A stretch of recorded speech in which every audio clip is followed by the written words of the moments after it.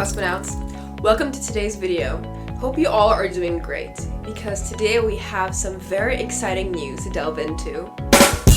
So Cosmonauts, you will see many book logos in this video because there are so many in-depth educational assessments.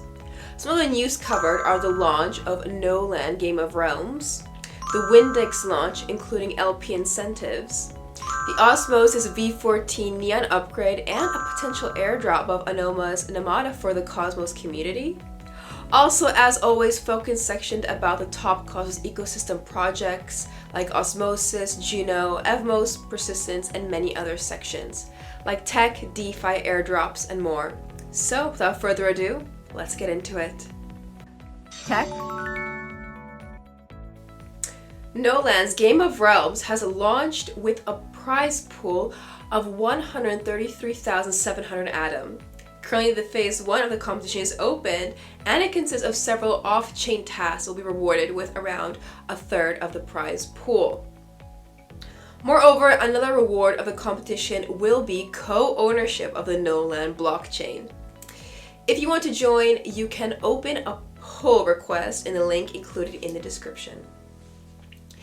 During phase 1, an evaluation DAO will be implemented that then will award points for the phase 1 during the phase 2. Another task of phase 1 will be the creation of tutorials for onboarding, which should be added to the link included below in the description.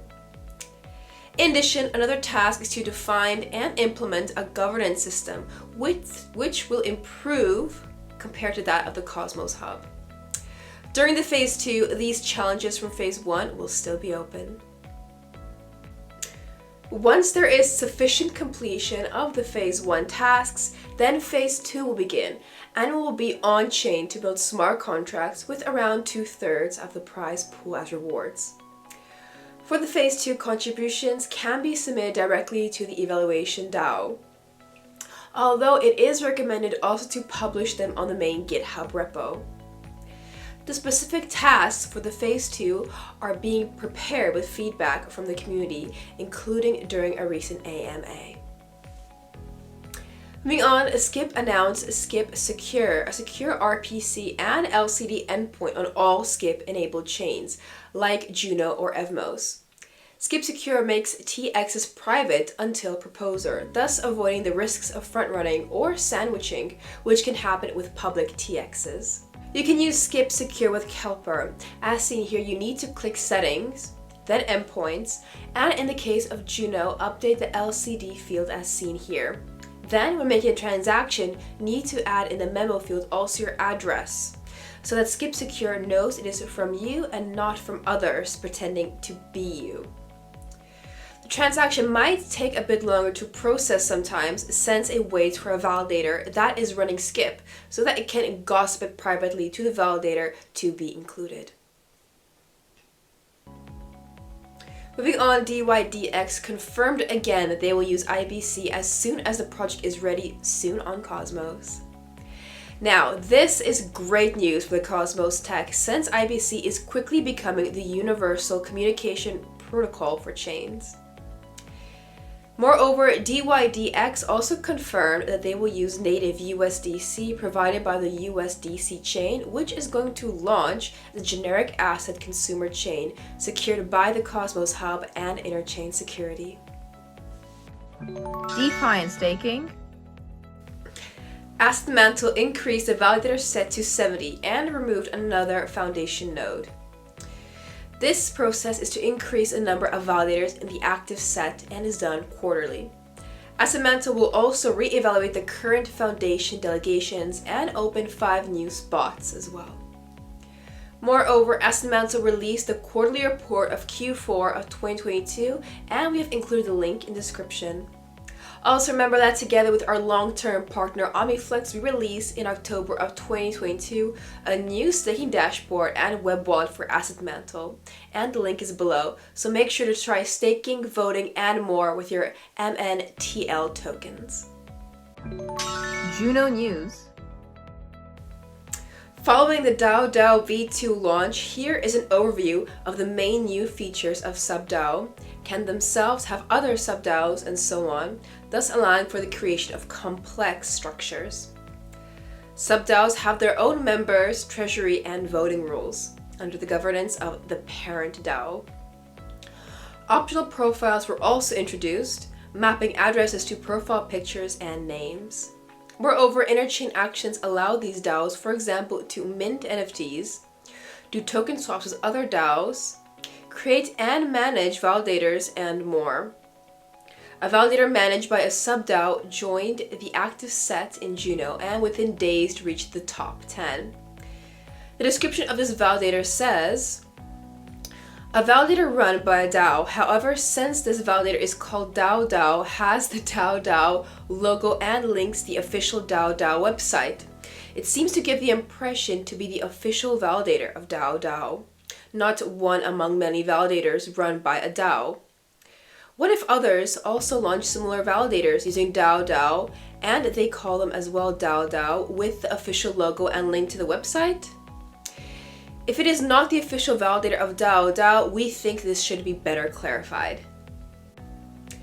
Interchain actions will soon be improved by multi-chain support, thus allowing DAOs to interact with other chains also. In DAO v2, another feature added is the inbox and notification support. In addition, it seems that many more new features are almost ready. Wynd DEX successfully launched on Juno, so huge congrats on that. After Osmosis DEX, Wynd DEX is now the second largest DEX within the Cosmos ecosystem. Wynd LP incentives went also live. For the liquidity pool to gain incentives, more gauge weight needs to be added to it.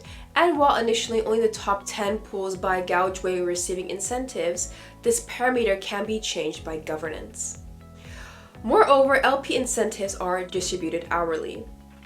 Relying on public endpoints with no cores is risky. Ethan Frey says that all dApps should have custom RPC endpoints with cores protection to avoid the risks of dApps going offline due to, for example, poorly written apps that hit RPC servers in an infinite loop. Lava Network will help to migrate these risks by not having to rely on public endpoints.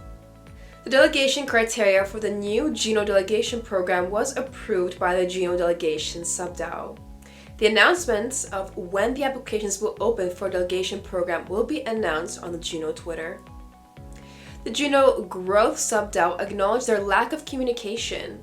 They announced bi-weekly updates going forward, including a first upcoming update with the first funding proposals and their initial financial report for 2023. Osmosis news. The Osmosis V14 Neon upgrade was implemented. In a previous upgrade, the arithmetic mean time weighted average price, or TWAP, was introduced, and now the geometric TWAP has also been included, and it is possible to choose the pricing mechanism depending on the use case. In the case of lending protocols such as Mars Protocol, geometric TWAP is preferred, so it was important to implement this V14 upgrade before the launch of Mars Protocol. Another feature that is also important for Mars Protocol or other lending protocols is the downtime detection module to avoid improper liquidations due to a liveliness failure on Osmosis.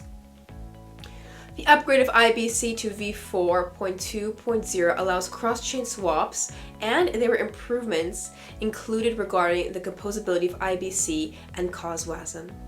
Proposal to phase out 1 and 7-day liquidity bonds was passed. The low usage of both the 1 and 7 bonding options was given as a reason for this proposal.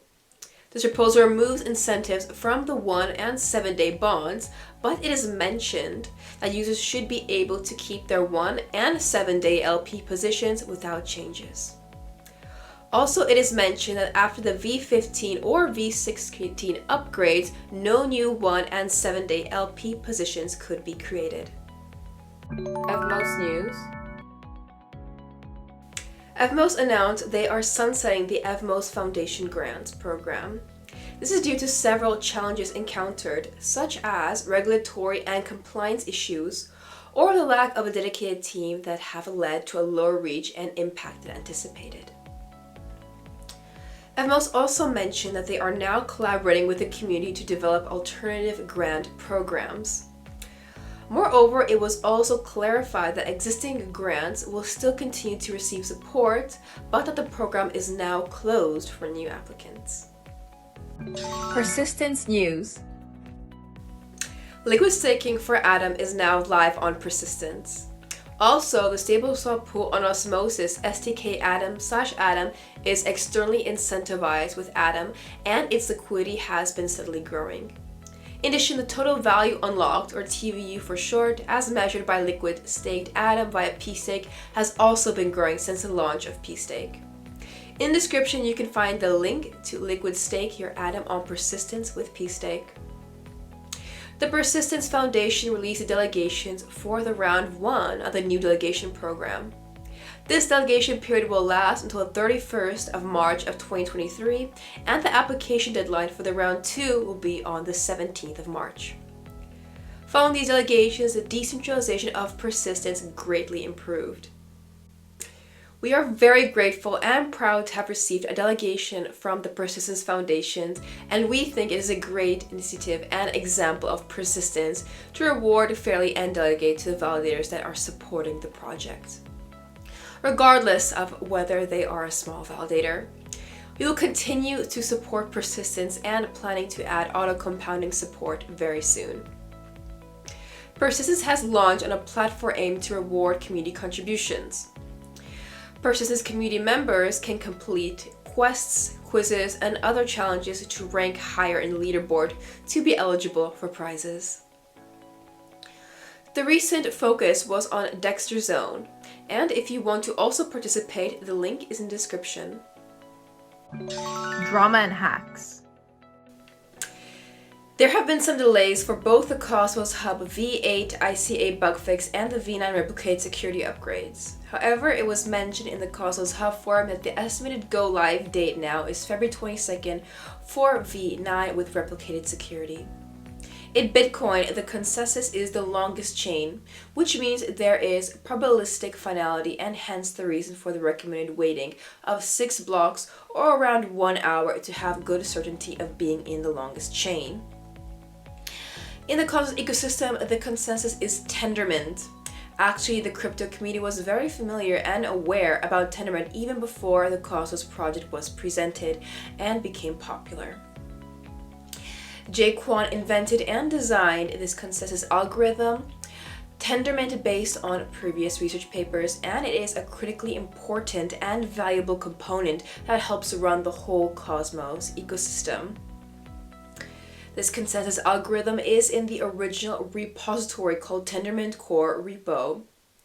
Along with many other teams that have forked this original repository, Informal Systems also announced that they will as well fork this original repository and also confirm they do not own the Tendermint trademark.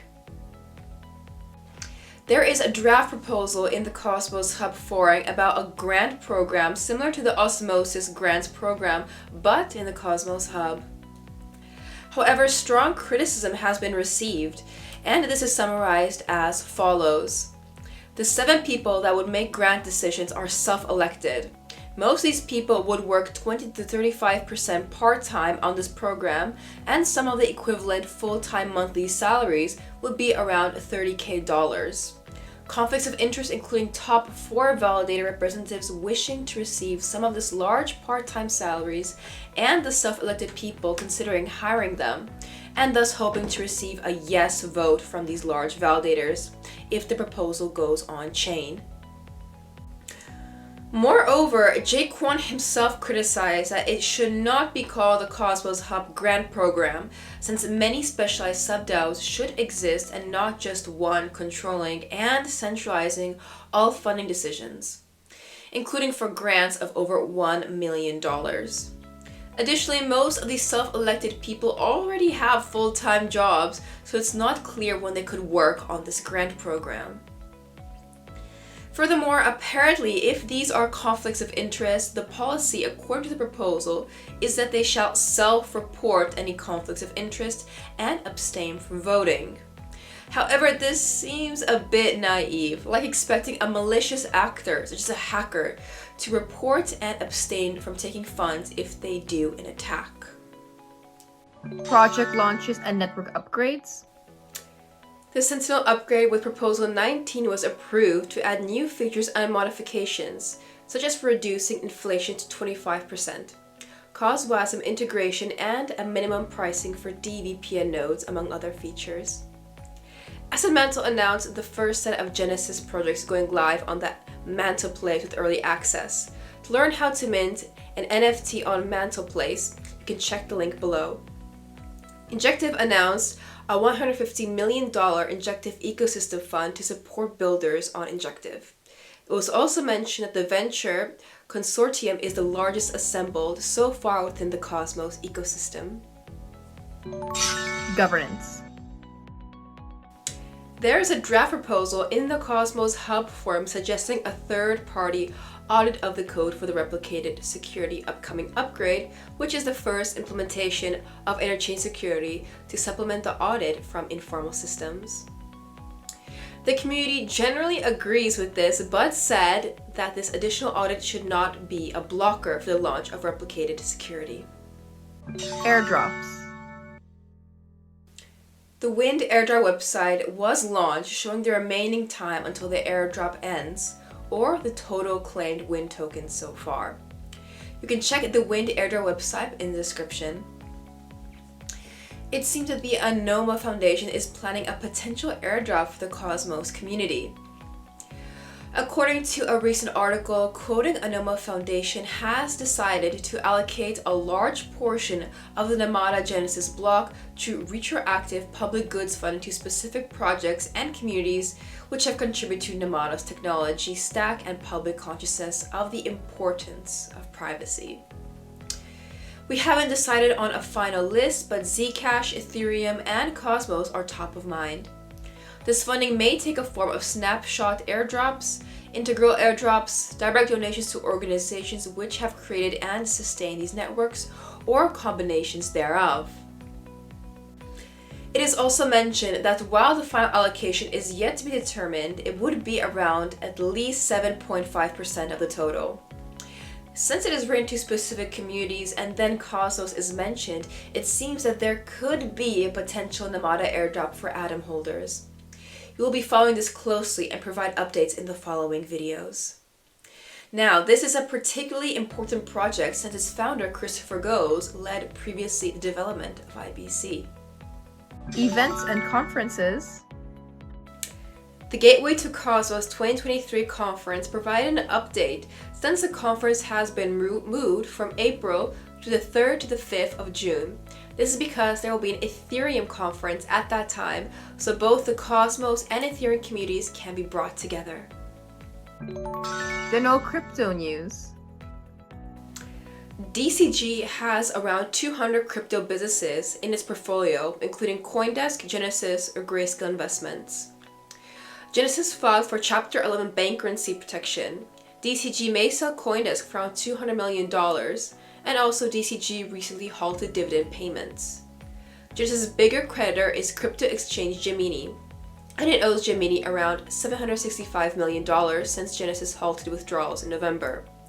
Around 340,000 Gemini Earn users have been unable to access their funds. In total, Genesis owes to the 50 largest creditors $3.4 billion, according to the bankruptcy filing. Conclusion. We launched a new project sharing on Twitter shorter clips of the main in-depth educational content from previous videos. So stay tuned since we will be releasing from now on these clips on Twitter. As always, don't hesitate to leave us a comment with your feedback, subscribe, or like the video if you enjoyed the content. You can also help us to make these videos even better by staking your Atom, Juno, xprt, or AKT with us. In total, we are validating in 8 Cosmos ecosystem networks. As you can see, we are not planning to stop listening to all your feedback, so together we are going to make these videos better and better until we reach the quality level of coin bureaus. Many thanks for watching, Cosmonauts. See you all again very soon. Goodbye.